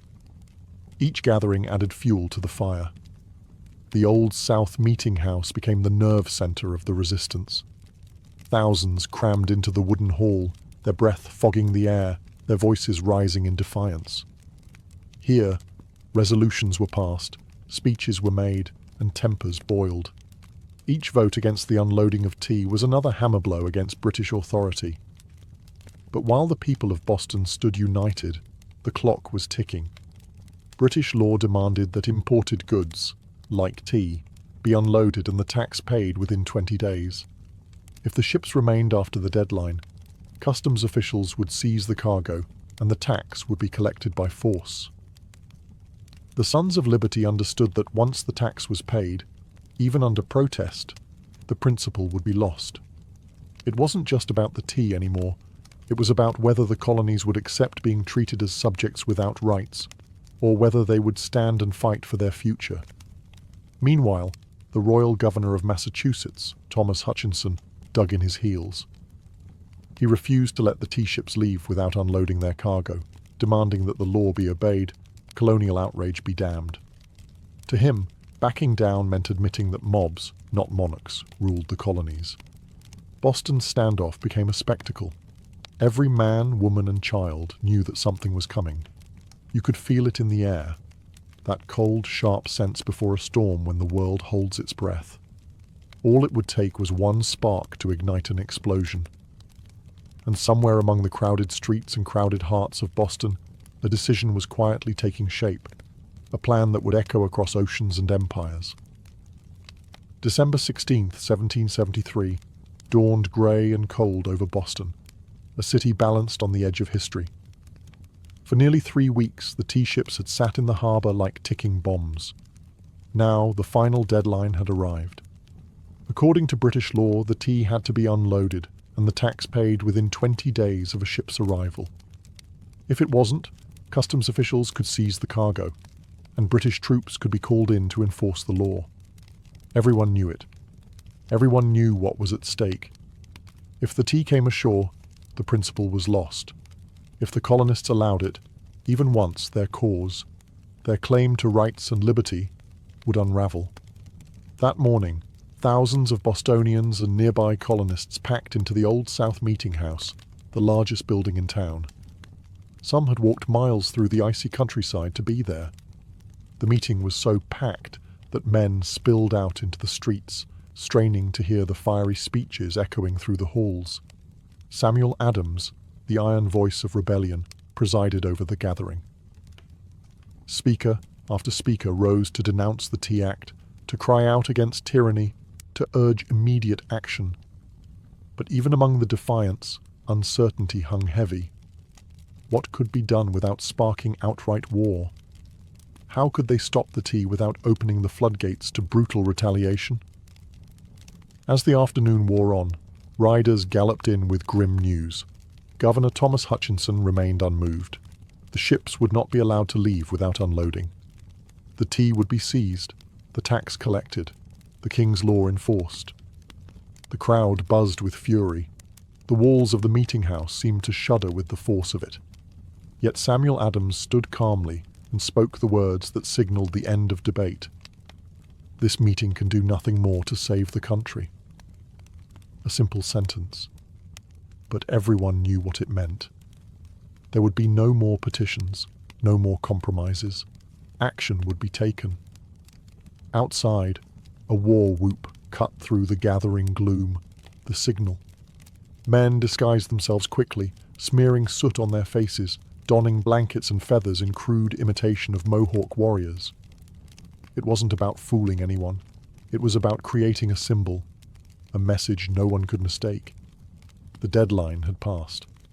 Boston would answer not with words, but with defiance.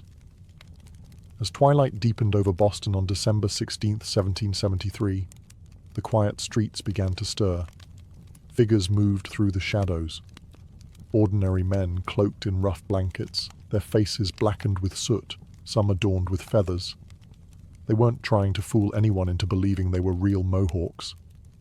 Their disguise was symbolic, an act of shedding their old identities, of taking a stand as something new, something fierce. By the dozens, they made their way to Griffin's Wharf, where the 3 tea ships, the Dartmouth, the Eleanor, and the Beaver, lay anchored. The harbour water churned cold and dark beneath them, thick with the sharp bite of winter air. There was no shouting, no drunken chaos. This was not a riot. It was a mission, carried out with calm, ruthless precision. Armed with hatchets and clubs, the disguised colonists swarmed the ships, overwhelming the few crew members still aboard. No harm came to the sailors. They were pushed aside, watched in silence as the operation began. Men split open the wooden chests with practiced blows, the fragrant smell of fresh tea spilling into the cold night air. Others heaved the crates overboard, their heavy splashes echoing across the still waters of the harbour. Chest after chest, 342 in total, was broken and dumped, until the black water swirled with thousands of pounds of tea leaves. Spectators watched from the wharf, silent, awed. British guards stationed nearby made no move to intervene. Whether from confusion, sympathy, or fear of escalating violence remains unclear. Some accounts suggest that even among British loyalists there was an understanding. Something had shifted, and there would be no stopping it tonight. The discipline was extraordinary. No cargo was stolen. No one raided the ships for valuables. Only the tea, the hated symbol of British oppression, was targeted. In a town where hunger and hardship were daily realities, the men could have easily turned the protest into an excuse for looting. They did not. When it was over, the harbour resembled a great, swirling cauldron, filled with torn chests and soaking tea leaves. The smell of the sea mixed with the sharp tang of smashed tea, filling the night air with a strange, bittersweet scent. The work was done. Silently, the men disappeared into the night, vanishing into the alleys and back streets of Boston. They left behind no names, no leaders, no claims to fame, only the unmistakable mark of revolution. As the last broken crates bobbed in the dark water, Boston stood still, almost holding its breath.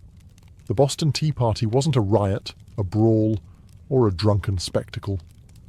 It was something far rarer, an act of cold, deliberate defiance carried out under the cloak of night. The harbour was transformed into a giant, swirling teapot. Thousands of pounds of East India Company tea floated in great mats on the water, staining it black. Some colonists, curious and rebellious, scooped handfuls of soaked leaves from the harbour, only to be chastised by the Sons of Liberty patrolling the docks. Nothing was to be salvaged. No one would profit from this night's work. This was principle, pure and simple. The town woke the next morning to the smell of salty tea hanging heavy in the air. News spread like wildfire. Word of mouth, letters, broadsheets. By midday, everyone from apprentices to merchants knew what had happened, and opinions split fast. Among patriots, there was pride, a fierce, swelling pride that ordinary men had stood up to the mightiest empire in the world and struck a blow for liberty. Among loyalists and moderates, there was horror. To them, the destruction of property was reckless, dangerous. Had the colonies crossed a line they couldn't walk back from? Governor Thomas Hutchinson raged in his mansion, furious not only at the destruction but at the message it sent. If the king's authority could be defied so brazenly in Boston, where else might rebellion spark? British officials were stunned. They had expected protests, boycotts, maybe another riot like those that had broken out over the Stamp Act. They hadn't expected organised, disciplined revolutionaries to calmly destroy tens of thousands of pounds of royal property without so much as breaking a window. The ship's captains, the Dartmouth, the Eleanor, the Beaver, could only watch helplessly as their cargo disappeared beneath the waves. In the official ledgers, the night's loss would be tallied at over 10,000 British pounds, a fortune.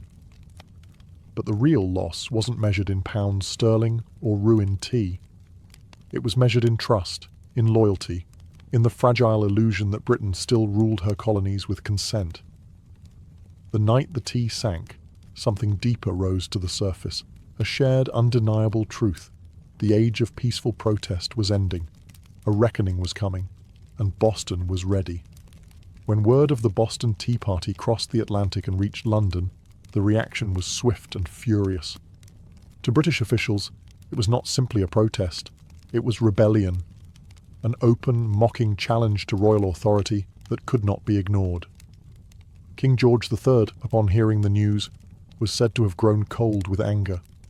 Parliament, already frustrated by years of colonial disobedience, exploded in outrage. They demanded punishment, not just for the city of Boston, but as a warning to all the American colonies.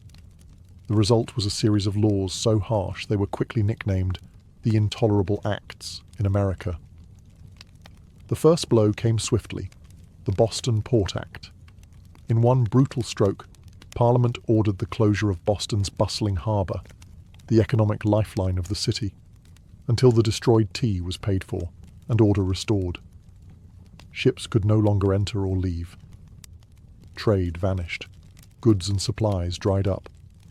Boston, once vibrant and noisy, grew quiet, its docks eerily still. But the punishment didn't stop there. The Massachusetts Government Act stripped the colony of its self-governing rights, placing it firmly under the king's appointed officials. The Administration of Justice Act allowed royal officials accused of crimes to be tried back in Britain, a clear message that British authorities were untouchable. And to make sure the colonies knew force was an option, British soldiers were quartered throughout Boston, living among the very citizens they were meant to subdue. The message was clear. Rebellion would be crushed. Liberty was a luxury the Crown would no longer tolerate. But Parliament's heavy hand had an unintended effect. Instead of frightening the other colonies into submission, it outraged them. News of Boston's suffering, of its port closed, its people starving under martial law, stirred deep sympathy and righteous anger throughout America. Wagon loads of food and supplies poured into Boston from neighboring colonies. Letters of support, pledges of unity, and secret meetings began to weave the once fragmented colonies closer together. What had once been a Massachusetts problem was rapidly becoming an American one. In punishing Boston, Britain had hoped to make an example of them. Instead, they made Boston a symbol, a rallying cry for resistance. The flames of revolution, once flickering in isolated pockets, now began to blaze from colony to colony. And there would be no easy extinguishing them.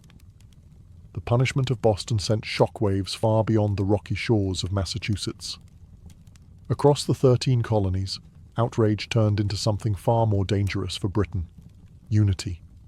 For years, the colonies had acted like distant cousins, bickering and competing, separated by geography, religion, and trade rivalries. But when Parliament slammed Boston's harbour shut and stripped Massachusetts of its self-governance, Americans across the continent realized if it could happen to Boston, it could happen to anyone. From Virginia to Pennsylvania, South Carolina to New Hampshire, the response was swift.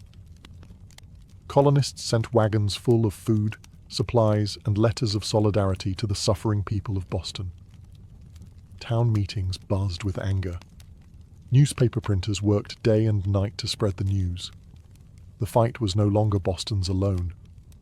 It was everyone's. And so, in September 1774, something unprecedented happened. The First Continental Congress convened in Philadelphia. For the first time, representatives from 12 of the 13 colonies gathered under one roof to discuss a unified response. Men like George Washington, Patrick Henry, John Adams, and Samuel Adams, once merely regional figures, now stood together as architects of a movement that was growing larger by the day. Their goal, at least officially, was not yet full independence. Most still hoped for reconciliation, for a return to the old relationship of mutual respect under the British Crown.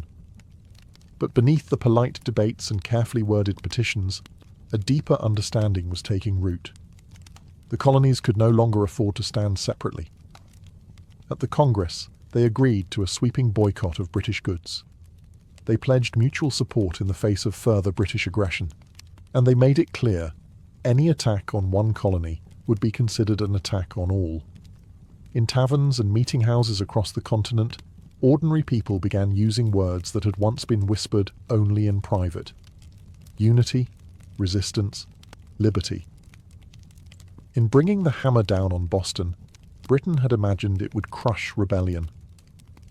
Instead, it had welded the colonies together into something far more dangerous, a people who, despite their differences, were beginning to think of themselves not as scattered provinces, but as Americans. The winds of revolution were no longer just stirring. They were gathering into a storm, and it was too late for Britain to stop it. The night the tea sank into Boston Harbor, it wasn't just crates that were destroyed. It was the illusion that the American colonies could remain loyal subjects forever. The Boston Tea Party lit a spark that no king, no army, no distant parliament could ever snuff out. In the months that followed, that spark caught fire across the colonies. What had once been protests, boycotts, and polite petitions hardened into open resistance. Town militias began drilling openly, storehouses filled with powder and shot. Men who had once toasted King George III in taverns now whispered about revolution under the same roofs. Boston became a symbol of sacrifice, battered but unbowed. The more Britain tried to tighten its grip, the more the colonies slipped through its fingers. Every ship that sailed past the closed, silent harbour of Boston was a silent reminder that tyranny had met its match in American defiance. When Parliament passed the Intolerable Acts, They intended to make an example out of Boston, to scare the other colonies into submission. Instead, they had created a martyr city, a rallying cry. From Georgia to New Hampshire, colonists realized that their fates were tied together. Resistance was no longer about tea. It was about survival, identity, freedom. By the spring of 1775, the tension reached a boiling point outside Boston, in the villages of Lexington and Concord.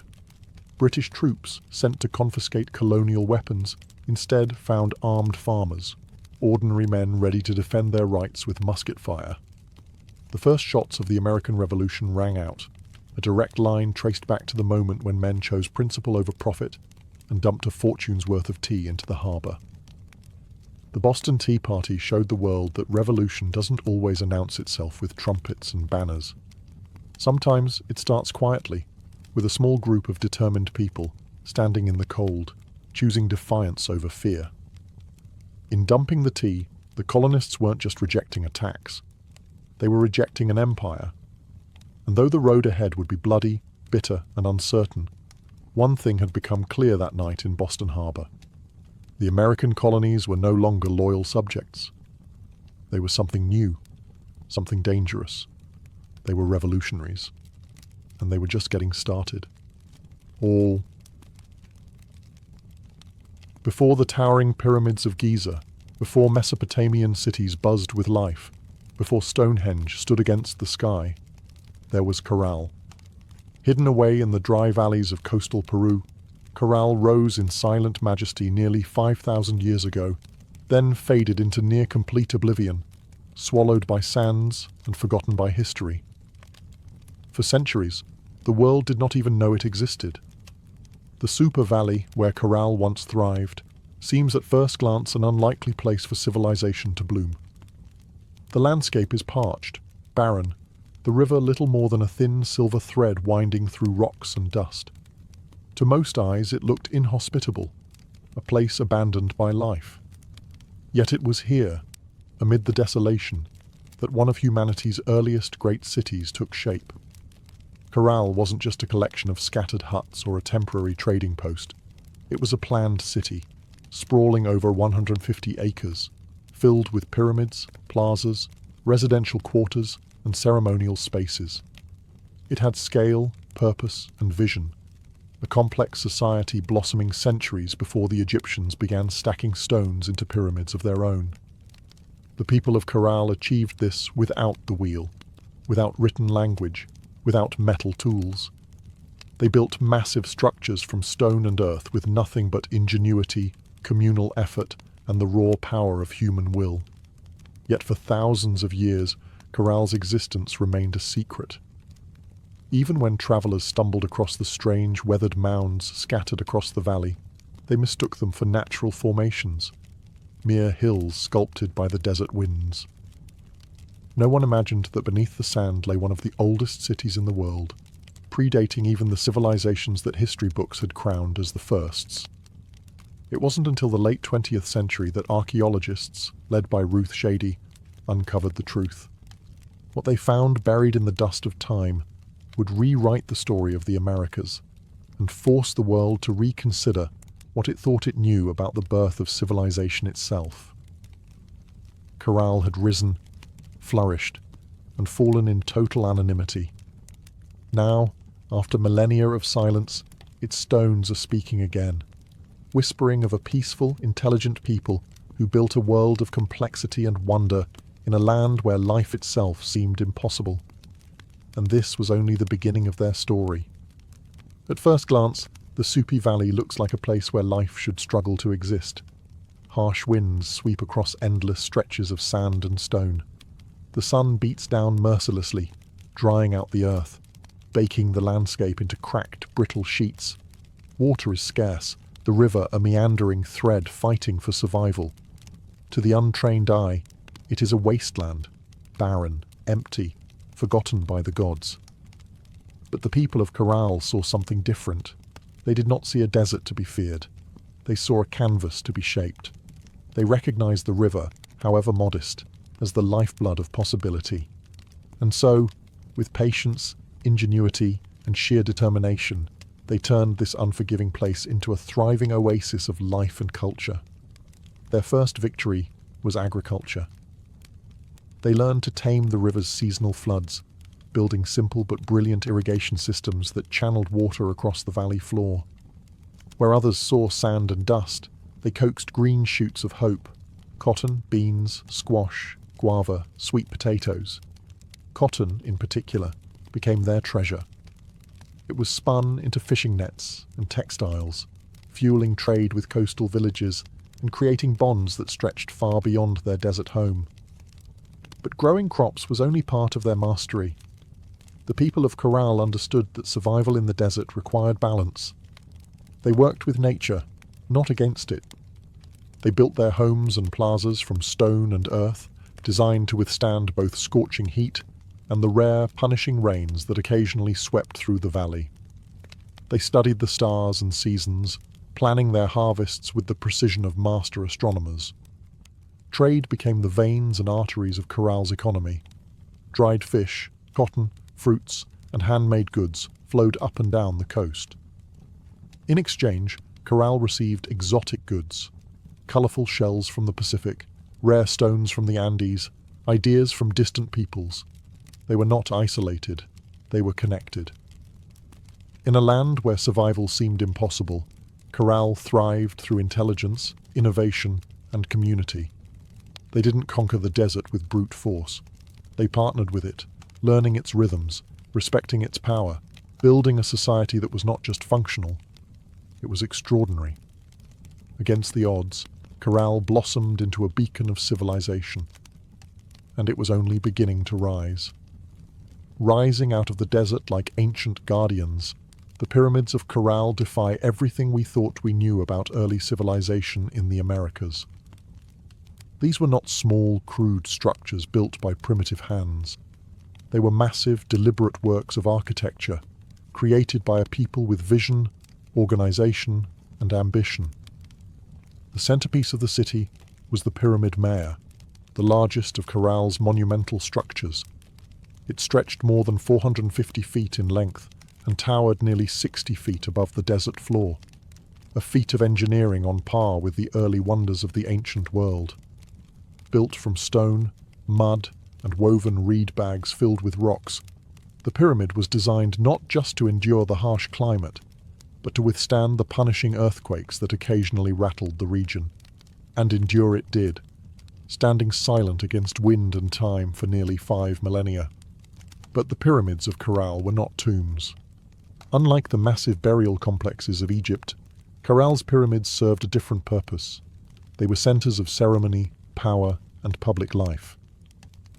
Temples and gathering spaces crowned their summits, accessible by broad, elegant staircases. Fires once burned atop these platforms, and rituals were held beneath the endless Peruvian sky.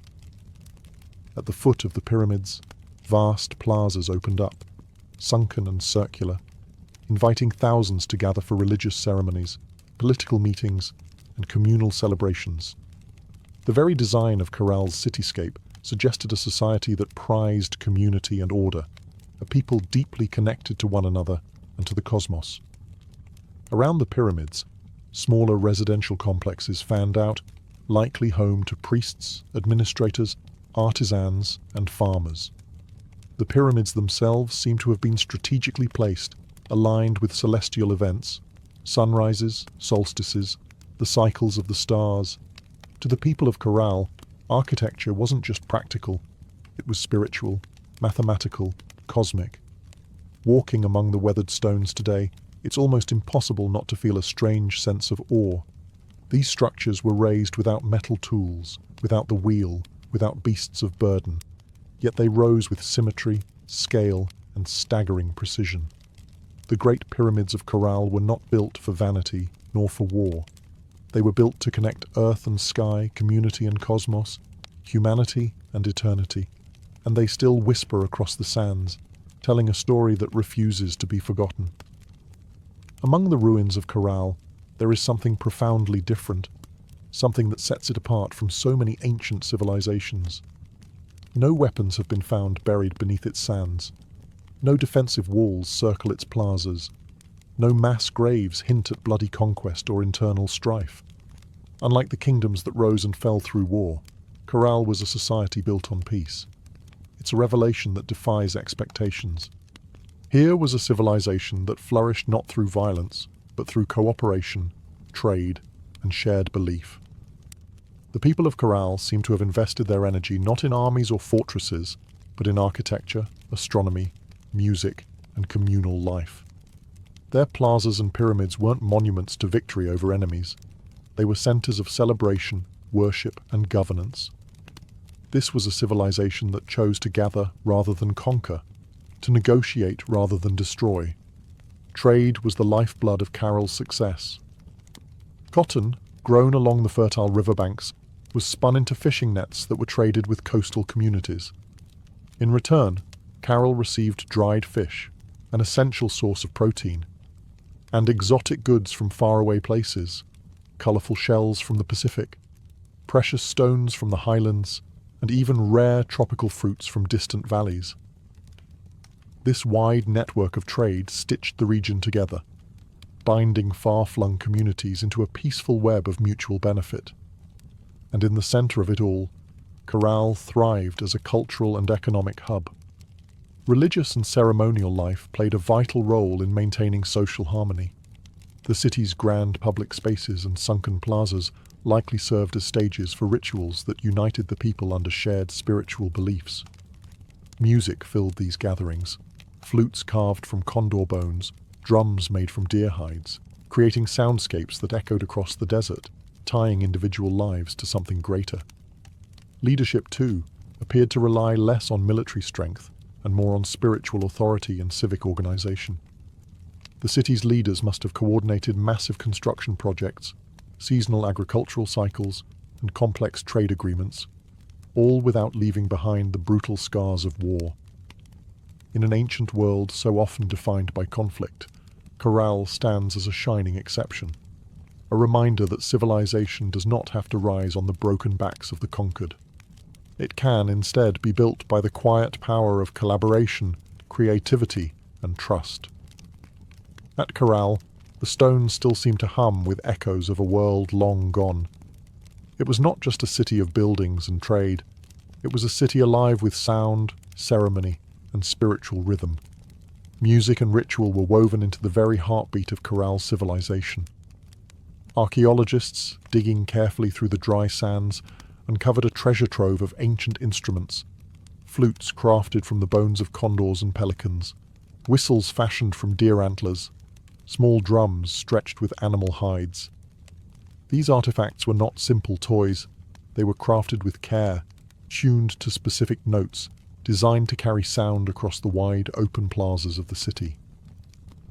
In a world without written language, music spoke the language of the soul. Imagine it, the low thrum of drums rising at dusk, flutes keening like the desert wind, feet stamping on the sunken plazas as hundreds gathered under the fading light. Fires would crackle atop the pyramid platforms. Priests, dressed in intricate woven garments, would chant to the gods of the river, the earth, the stars. In those moments, Corral was not just a city, it was a symphony. The layout of Corral itself suggests that ritual life was at its core. The grand plazas were not mere open spaces. They were stages for communal ceremonies, carefully designed to draw people together. The sunken circular courts acted like ancient amphitheatres, focusing sound and sight onto the rituals performed at their centres. And above them all, the pyramids loomed. Not as tombs, but as sacred mountains built by human hands, linking the earth to the heavens. Rituals likely marked the turning of the seasons, the cycles of planting and harvest, the movements of the stars. Music was not just entertainment. It was a bridge between people, between nature and the divine, between the known and the mysteries beyond. No violent murals, no terrifying gods of war, no bloodthirsty sacrifices. In Corral, the spiritual world seems to have been one of harmony, celebration, and reverence. Even today, when the desert wind whistles through the ruins, you can almost hear it. The faint strains of ancient music, the forgotten songs of a people who found beauty, meaning, and connection in the heart of the harsh, endless sands. Carroll wasn't just a place of music, trade, and ritual. It was a marvel of engineering, a testament to human ingenuity in one of the harshest landscapes on Earth. Without metal tools, without the wheel, without draft animals, the people of Carroll shaped a city of stone and earth that has endured nearly 5,000 years. Their achievements were astonishing. Massive pyramids rose from the desert floor, constructed not with small, fragile bricks, but with enormous stones carried across the dry valley. Workers transported rocks using reed bags, ingenious baskets strong enough to bear heavy loads, woven from the very plants that grew along the riverbanks. Layer upon layer, they built with care, stacking stone and filling the interiors with rubble to create structures that could withstand not only time, but nature's fury. And they understood nature well.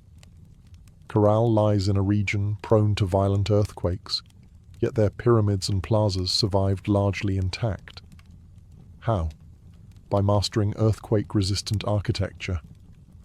Builders used flexible construction techniques, layered fills, wide foundations, and rounded corners that allowed their monuments to absorb and dissipate seismic energy. It was engineering born not from textbooks, but from an intimate knowledge of the earth itself. Water management was another silent triumph. Despite living in a desert, the people of Carroll developed sophisticated irrigation systems. Channels and canals carefully guided river water to their agricultural fields, allowing crops to flourish even during dry seasons. No water was wasted. Every drop mattered. The layout of Carroll itself reflected brilliant urban planning. Major structures aligned with key astronomical points, suggesting a deep understanding of the solar cycles. The sunken plazas, with their precise geometry, were more than gathering places.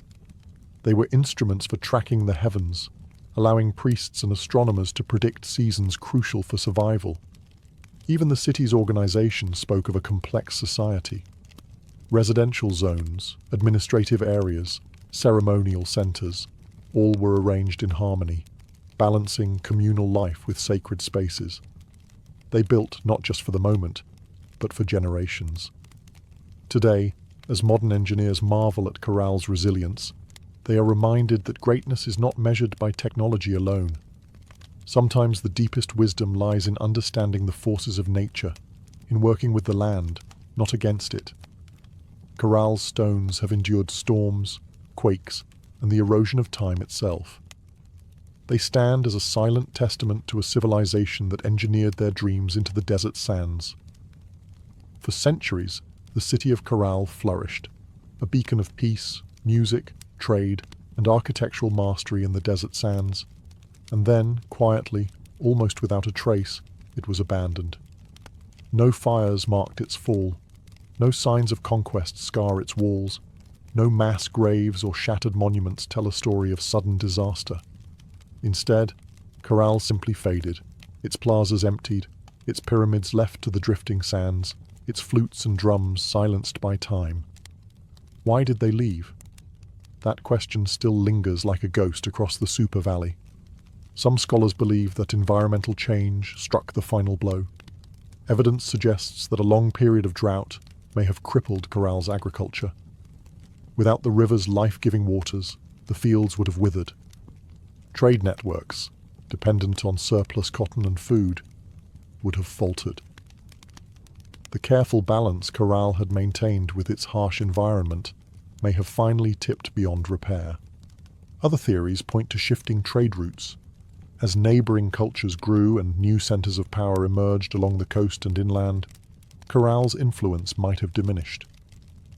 Perhaps the goods they once supplied, cotton, fish, produce, were no longer enough to sustain their role as a dominant city. Slowly, the lifeblood of commerce drained away. Still others whisper of internal decline. Without written records, we can only imagine political struggles, religious upheaval, or simple exhaustion after centuries of growth. Even peaceful societies can fracture under pressure when survival becomes uncertain. Whatever the cause, the departure seems to have been gradual, not sudden. Families likely drifted away one by one, seeking more fertile valleys, stronger rivers, new beginnings.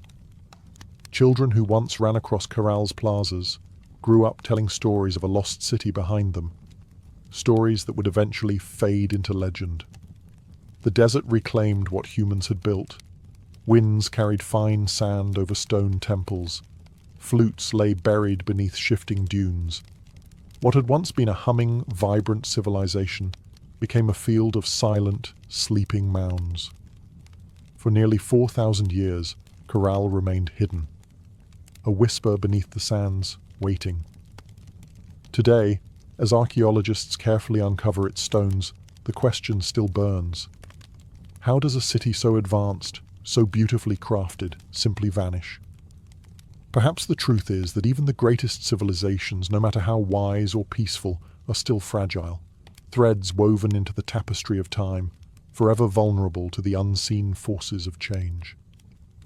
For millennia, Corral lay forgotten, buried beneath the silent sands of the Super Valley. Travelers passed the strange, rounded hills that dotted the landscape, never suspecting that beneath their feet lay the ruins of a civilization older than the pyramids of Egypt. To them, these were just natural formations, mounds shaped by the wind and time. It wasn't until the late 20th century that the world would finally hear Corral's voice again. In the 1990s, Peruvian archaeologist Ruth Shady led a team into the Soup Valley, driven by curiosity and a growing sense that these hills might hold secrets no one had yet uncovered. What they found would rewrite the story of human civilization in the Americas. Layer by painstaking layer, the sand was brushed away. Beneath it emerged walls of carefully cut stone, grand staircases, sunken plazas, pyramids, a city far older than anyone could have imagined. Radiocarbon dating confirmed the unbelievable. Corral was over 4,600 years old, thriving at the same time as the earliest civilizations in Mesopotamia and Egypt. It was a discovery that shook the foundations of archaeology. Before Corral, scholars believed that civilization in the Americas developed much later, shadowed by the great empires of the Old World. Corral changed everything. It proved that the Americas had birthed monumental architecture, complex urban life, and social organization independently, long before the rise of the Incas or the Maya. Ruth Shady and her team found not just stone and rubble, but the remnants of life: musical instruments, fishing nets, textiles, quipu, ancient knot records, and even offerings made to the gods. Each artifact told a story of a people who had built a society with vision, intelligence, and profound creativity. Corral's rediscovery was more than an academic triumph. It was a resurrection. A civilization that had slept beneath the desert for thousands of years now stood revealed under the open sky once more. Its plazas kissed by the same winds that had once carried the sounds of flutes and the laughter of children. Today, Corral is recognized as a UNESCO World Heritage Site, a fragile, priceless link to humanity's earliest dreams of building, belonging, and believing. The sands had hidden Corral well, but in the end, the stones endured, waiting for someone to listen, to see, to remember. Corral stands today as a silent giant, a reminder that civilization's roots stretch far deeper than we once believed. Among its pyramids and plazas, the ancient stones whisper a story that reshapes our understanding of humanity's journey, a story not of conquest and bloodshed, but of harmony, ingenuity, and hope. Long before the towering empires of Greece, Rome, or even Egypt, the people of Corral were building something extraordinary. They raised pyramids without the wheel. They mapped the stars without written records. They created a thriving society rooted in trade, music, ritual, and engineering, all without leaving scars of war upon the land. In an era often defined by conflict, Corral offers another vision of what civilization can be, a society that valued connection over conquest, knowledge over domination. It reminds us that complexity does not require violence, that greatness is not measured by how many armies march across a battlefield, but by how a community comes together to build, to create, to dream. Carroll's legacy reaches far beyond the dry sands of the Soup Valley. It challenges old assumptions that civilization had a single cradle, that urban life and monumental architecture belonged first to the Old World. Corral proves that humanity's spirit of innovation and aspiration arose independently in many corners of the earth, shaped by different hands, but driven by the same eternal desires: to endure, to celebrate, to reach toward the divine. Today, walking among Corral's weathered ruins, you can almost hear it. The pulse of drums, the low hum of flutes, the murmur of traders bargaining in the plazas, the laughter of children racing through stone alleys under a sky of endless stars.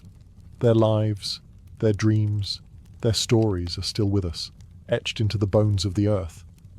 Corral teaches us that even when civilizations fall, their spirit can endure, sleeping under sands, waiting to be remembered, waiting to inspire again. In the great timeline of human history, Corral shines not just as a relic of the past, but as a beacon for the future. A reminder that, even in the harshest deserts, even under the heaviest sands, the seeds of wonder, wisdom, and peace can take root and build a world that reaches for the stars.